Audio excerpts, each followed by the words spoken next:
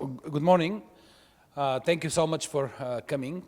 My name is Krstan Blagoev, and I am responsible for a program at NSF called Physics of Living Systems. That program was created about 10 years ago. It was used to be called Biological Physics. But 7 years ago was renamed to Physics of Living Systems to include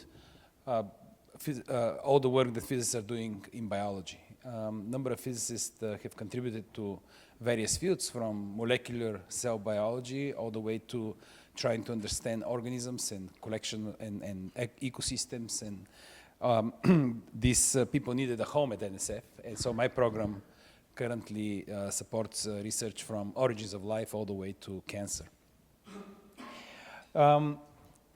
Aging, so we have organized a number of workshops in the past few years exploring different aspects of biology and trying to understand to what extent in different fields there is quantitative data that actually can be used by physicists to understand biological phenomena.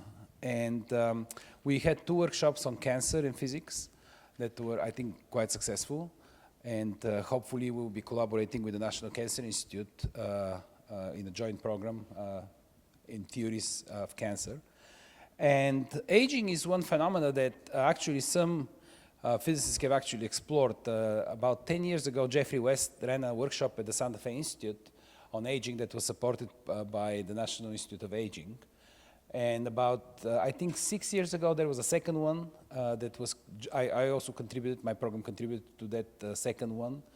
And so the Santa Fe Institute has actually explored some aspects of aging and to what extent physics and mathematics can try to understand aging. Aging is, as everybody knows, so people usually say cancer is very important because 2 in 3 men and 1 in 3 women eventually will have cancer. Well, aging is something that 1 in 1 happens if you live long enough. So it's a universal phenomenon in that sense. And from physics point of view, actually that's very interesting, because when we have some universal phenomena, we expect to have some principles that are responsible for that universal phenomenon. So this is like a Wall Street principle. Shit happens, exactly. Always, 100%. So thank you again very much for coming. I would like to give the microphone to Larry to say a few words from National Cancer Institute, and then we'll have our colleague from National Institute of Aging to address the meeting, and then we'll start with the scientific talks. Thanks, Krstan. Yeah, I mean, I'm really thrilled with what's going to happen over the next couple of days in terms of this topic, because obviously, as Krstan mentioned, we're not consistent as in terms of a one-to-one consistency with aging, but obviously cancer is obviously associated with aging in many ways. And of course, the topics that we're going to see today in the sessions dealing with metabolism, as well as other topics as well, are immensely tied in altogether to that. So, you know, I'm not going to say more other than let's hear the science and what's going on. The program that Krstan mentioned in terms of what we're trying to do is try to bring some of the physical science principles to cancer. And this is one way to bring, I think, more people from different disciplines, different backgrounds to come in to work on this problem and see if this is a way that we can understand the disease better and hopefully use that as a way for better diagnostics and treatments. So with that, I will hand it off to our aging colleague, and actually, as opposed to the cancer colleague. But Good morning. My name is Jose Velasquez. I am the Director of Cell Biology at the National Institute of Aging. And we don't do a lot of physics or mathematics, although we are really trying to get there.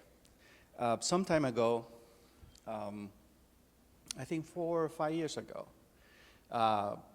Jeff and at that time, Anna McCormick, which was the chief for genetics and cell biology in our institute, we went to actually Santa Fe. Was very nice to sponsor I think our first workshop on systems biology. At that time, we were trying to figure out what systems biology was all about. I have to tell you, we still are looking for the definition. But things happen. Once we figure out that something is worth pursuing, we try to do our best to push forward. It took almost 5 years to convince the Institute to give us money because it was very novel.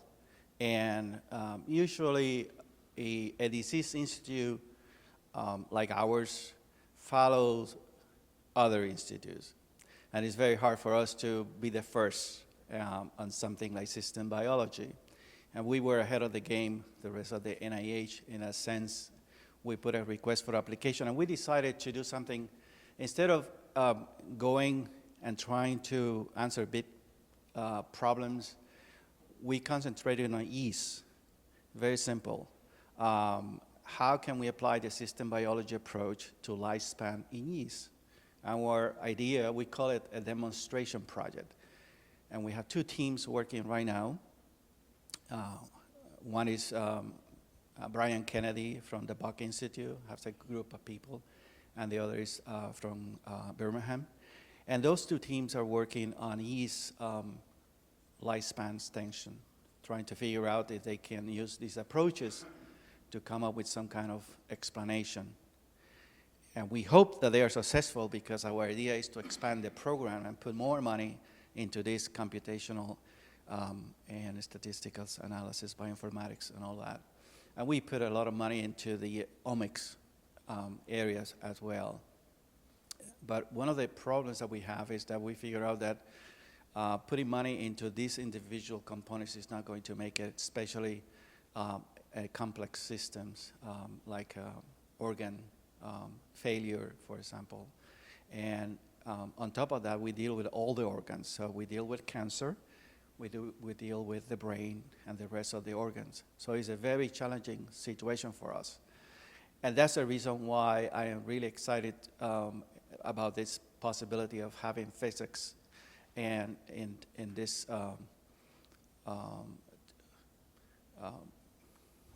area of thinking.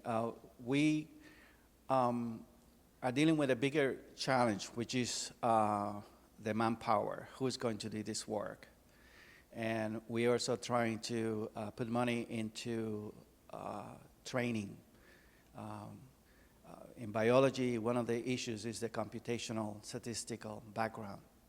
It's not as strong as we desire to deal with these complex issues. So we are trying to put money into training and computational individual money to pay individual postdoctoral, even graduate students doing this, but also for institutions to come up with courses and training to allow people to get into the engineering and so forth. We have also put money into single-cell analysis because this is something that we are very interested in. The complexity is so much that we thought if we deal with the single cells, we can learn something about the heterogeneity of what is going on. So we are trying very hard to come up with ideas on how to improve the science that we support. So I am really looking forward to the discussion. If you have any good ideas, I will be here for the day. So please stop and let's chat, okay? Thank you.